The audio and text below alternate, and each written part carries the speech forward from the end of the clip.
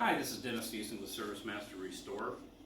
Today we want to discuss some more tips involving extension cords or daily use extension cords within the household or maybe your business.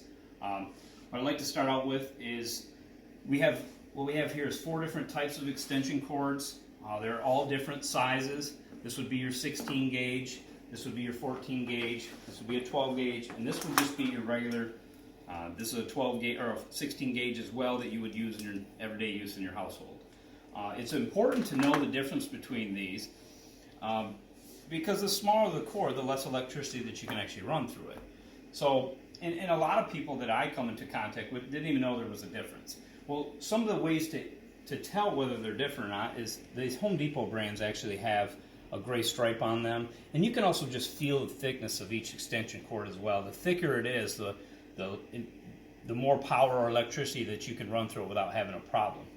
Now remember, when you're looking at gauges of the extension cord, the lower the gauge, the thicker the wire. So 12 would be your thickest, then 14, then 16. And there's actually smaller gauges that are actually thicker than this that would be more for commercial use. But it's important that you know these kind of things because when you're running long distances, you need to have thicker wire. The piece of equipment you're running may not be as efficient, may not run as effectively, and it also could cause a fire. It could cause a short, it could burn that cord up. And you'll notice when you run things like that you can feel the cord, and if they're really, really hot, then that means you probably have too small a gauge. Now, one other thing I want to just go over real quick is this is a commonly used space heater in a house, and I'm sure you're all familiar with this.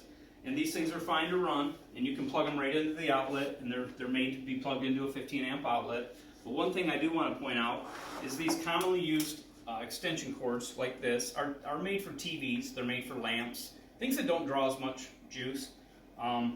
What you do not want to do, and I see this happen a lot, and we've actually had quite a few fires in the past that have occurred because of this, is you don't want to plug this in and then plug it in, because this is too thin of a wire to be drawing this much juice through at that distance. So keep in mind, it's not just the cord itself, it's you're adding another 6 foot of electricity that has to run through this.